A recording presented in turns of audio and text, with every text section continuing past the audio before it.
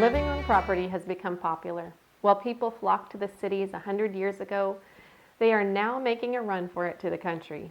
The romantic pictures shown on Instagram bring visions of frolicking in fields, sauntering in to milk the cow, and then heading back into the house to make a cup of coffee, with fresh cream, of course. Yes, this is the life meant to be slow, meant to give time to daydream, life filled with homeschooling kids, by nature journaling, and reading the most memorable and foundational children's books one can find. But this isn't my life. I tend to find myself to be more like Pa in the Laura Ingalls Wilder books. The one who's always trying to get ahead, the one who's striving to just try and take care of his family, make ends meet. I don't always see myself as being slow. I'm a dreamer and a doer, and my mental desk quickly builds a messy mound. So what about grandma's habits, you say?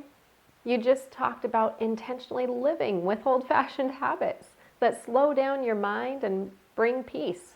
That's right, I did. But I'm not the first to discover that even 100 years ago, they had anxiety, they had depression, they had people who were workaholics. All of these things are not new today. They might be a lot more persistent today, but they have been around. What about slow living, you say? Is it even worth it? To that I say it is, but don't get caught up in the name. Slow living may be anything but slow.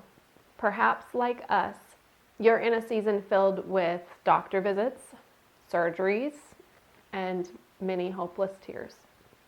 Perhaps finances are low and you've had to work multiple jobs to pay the bills. Perhaps life does not feel slow. Let me remind you that the slow in slow living is actually more of a mental and emotional state, even in the midst of a physical state that is not slow. In Psalm 46:10 it says, "Be still and know that I am God. I will be exalted among the nations. I will be exalted in the earth." In other versions, the term "be still" is cease striving. And the Hebrew word "still" is from the word "rapa," meaning to slacken, let down, or cease, to drop. This is the biggest idea behind my slow living. It's to stop striving and trust God's provision. Instead of slow living, it's better named intentional living. This is the living that sets boundaries around the things that take control of me, so I don't have to strive for the things I want to be intentional about with my home and my family. So when you get into kind of a rut, like I have been feeling like I am right now, I go back to what brought me here in the first place. And that is to realize the things that are the distractions and the things in my life that cause the busyness, and to take them out. My first discovery of slow living lifestyle happened after having my third son. I had 3 boys in about 3.5 years. I moved to a new town and home and was terrified that this stay-at-home mom thing would kill me. I was constantly stressed. Then I started hearing about this thing called minimalism. Now, I know there's kind of confusion. Is minimalism the same thing as slow living? Well, no, I don't think it is. But I do want to start here. When my third was just a few months old, I looked at the 2-foot-high mound of laundry on our guest bed and decided I'd had enough. Within 30 minutes, I decluttered half of the clothing, got it out, and wow, was that ever freedom for me. Then I went on to the kitchen. I went on to our closet, and I started just taking things out and realizing I don't need this. I don't want to have to think about this. I don't want to have to care for this. Our house was getting less for me to care for, which was very helpful, but it didn't just stop there. Then I started going into my thoughts. I started going into my calendar. I started going into the projects that I was working on. How many things did I have in my mind swirling around of these projects, these things that I wanted to be doing? and was causing stress because I couldn't do it right now, but I had it on my list to do. I started Xing those things off my list and saying, nope, it's not for now. Just take them off. And then I started going into those thoughts, those things that I never even noticed were coming at me, those feelings of being a victim in this or being a victim in that, of, oh, this person's not really treating me well. Well, a lot of that was my own thoughts and my own feelings swirling around, and I had to X those things out as well. Everything became oversimplified for months. I began noticing the thoughts that didn't belong in my brain. I never noticed these before. Things like a feeling that told me I wasn't cared for, or the day was really, really hard, but maybe it wasn't actually that hard. This was my first step to slow living. It was decluttering. Whenever you are in a slow living journey, this step will just flail you into that spot of intentional living that you want to be in. Not just physical items, okay, but yes, the stress, the stressful things around you, the busyness of your calendar, even those thoughts that might be half-truths that you tell yourself. When I first got into decluttering, I just dove into a lot of YouTube videos. I dove into podcasts and how to simplify your decluttering process. There's the Minimal Mom, there's Ali Kasaza, there's the Clutter Bug. I could go on and on, but there are a lot of different people who are very helpful in this. So decluttering all the stress that was in my life, to do that, it really helped me to just do a brain dump. And to do this, I would take a piece of paper, set aside about 10 minutes. It could be maybe during my kids' nap time or something.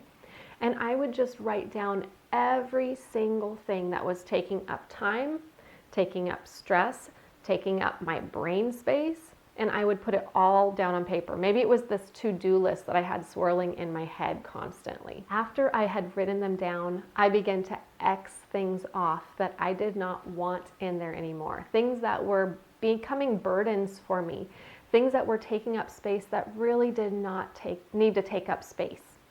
Sometimes it's hard to give up something, but just because something is good doesn't mean it fulfills your purpose or your intentions in your family right now. So don't forget to put down your phone time or your social media. Maybe set a limit on these things too.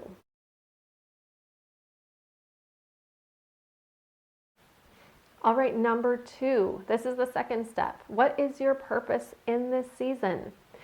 Now, really this sounds like it could be a first step, and it could, but the reason why I put the decluttering part first in my life is because there are so many distractions when I feel rushed, I feel busy, and I feel overly stressed in life. And I have so many things swirling around in my mind that often I have to get rid of some of those before I can clearly see what my purpose is. So if things are foggy and you need a clear vision, get rid of stuff first. So this is an umbrella exercise. What I mean is there are 2 levels. The overall purpose. So I like to think of this in this umbrella exercise. You can write this down too if writing helps you. But if I were to have this umbrella on a piece of paper, then my overall purpose would be the top of that umbrella. And it would be, what is the purpose? What is the thing I am actually going for here? This does not include activities. This does not include, oh, I want to have a homestead. This is, what is the purpose of that homestead, right? This gets down to the nitty-gritty of it. For instance, my overall purpose is to build quality relationships with my family while providing for them and their mental, spiritual, and physical health. Then we move on to the supporter goals. These are the things that will support that purpose. This is where we add in those things that you often might mistake for slow living. But really, slow living is just how you accomplish that purpose, and doing it intentionally without feeling like you need to strive to get that purpose created, right?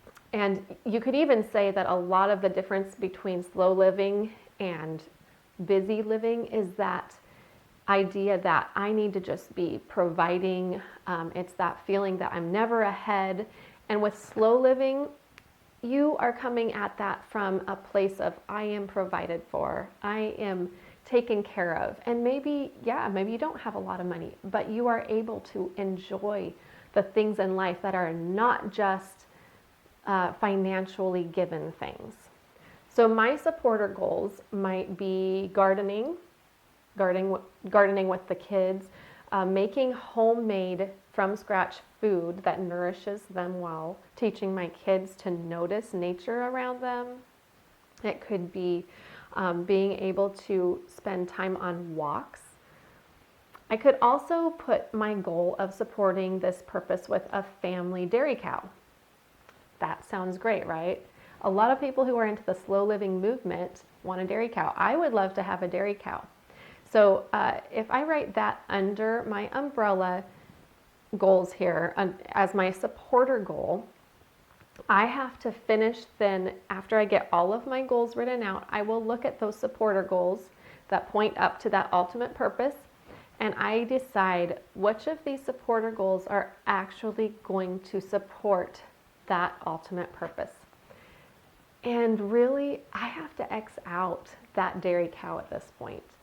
As much as that is a goal, it is not for the season. This is the type of exercise that you would do multiple times in different seasons, because seasons change.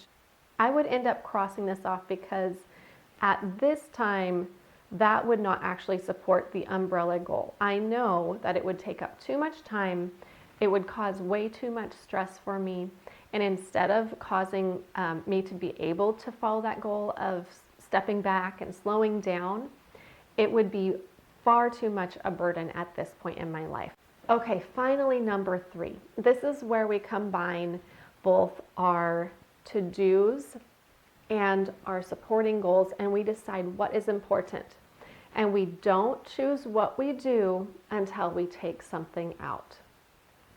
Okay, so this is how the decluttering and the choosing your supporting goals of that ultimate purpose come together. So like I was just saying, I cannot add in that dairy cow because we are spending about 10, sometimes 20 hours a week at doctor visits or doing healthcare related stuff at this point in our lives. I need to keep the doctor stuff. Even though it's not my favorite, I'm going to keep that on here right now because I know ultimately that's going to bring a lot more health and wholeness for my kids in the future. And I'm going to wait on the dairy cow. This is what helps you to focus on what's important. And when you're able to clear that stress and burden out a little bit and realize that I am taken care of, I am provided for, that is when you can actually focus on the things that you are so grateful for around you. If you have not checked out the Grandma's Therapy, 100-year-old habits that are considered mental health therapy for today, then go look at that video because there are so many great ideas in there, so many wonderful scientific facts that come up based on the things that we do, little habits in the day, such as singing, such as going on walks, such as gardening. I'm not going to go through all of them, but there's a lot. Some really interesting ones too, like chickens. So interesting. Anyways, go check that out. If you're not subscribed, subscribe to the channel. I'd love to have you along so you can see when videos come up and are new. And I will talk to you guys again soon. Thanks. Bye-bye.